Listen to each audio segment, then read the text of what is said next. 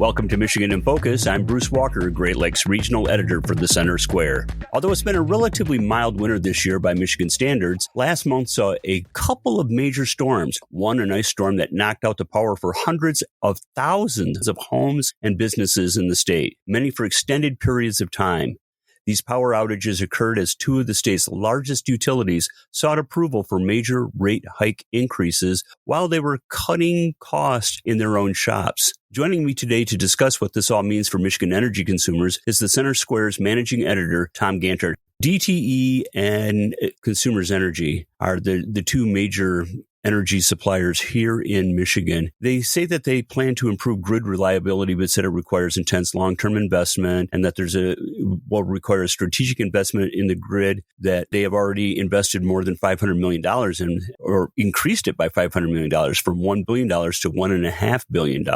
You were in a part of the state that was hardest hit from the ice storm a couple of weeks ago. So why don't you give me some perspective on that? City of Jackson was in the middle of it, which is where, thank God, I didn't have it, but my son and my ex-wife both had their power out. Let's do a timeline here for people who maybe aren't clear on what happened. So it starts with 9:04 a.m. February 20th, 2 days before the ice storm hit. MLive does an article that are details of ice storm coming to Michigan. Okay, so 2 days before we knew this thing was coming. February 22nd, the ice storm hits. And within 4 days, February 26th, there were still 312,601 people without power. So within 4 days, you still had 300,000 people without it. On February 28th, which is 6 days after the storm hit, you still have 158,533 people without power. So there was an enormous amount of people in that strip of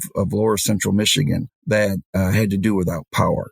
How prepared were they for something that they had 2 days notice that they knew were coming? That's up to debate. But there's another aspect of this, and that is when you're in the situation, when your power is out, you cannot get reliable information. And I'll give you an example. On February 23rd, a day after, my grandson's mother had lost her power. And my son texted me a screenshot of what Consumers Energy. The screenshot was telling them that their expected restoration date of power is March 3rd, which is 11 days. They got their power back way before then. But when your method of operation is to tell people the worst case scenario and to tell them, oh yeah, these people don't have power. And in today's society, there's nothing worse than being without power. It's like, yeah, you'll get your power back by, March 3rd.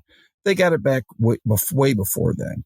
But how would you feel in that situation when the utility company is pretty much saying, yeah, 11 days is when you're going to get it back? It's not a realistic estimation, and it just leads to more stress and anxiety and resentment of the utility companies for not, I don't want to say taking it more seriously, but when you're telling people that it's going to take 11 days to get their power back and they get it back in 3, how good was your estimate to tell people this is when you get your life back? Listeners can keep up with the story and more at thecentersquare.com. This is Bruce Walker, Great Lakes Regional Editor for the Center Square. Please subscribe, and thank you for listening. Freedom and liberty are important to all of us. If you're looking for civil, intellectual conversations with those shaping the future of freedom, try the Future of Freedom podcast with me, Scott Bertram. We speak with leaders across the country in the greater conservative and libertarian movements. In-depth conversations about where the next intellectual battles will happen across the country. It's the Future of Freedom podcast. Find it at americastalking.com or wherever you get your podcasts.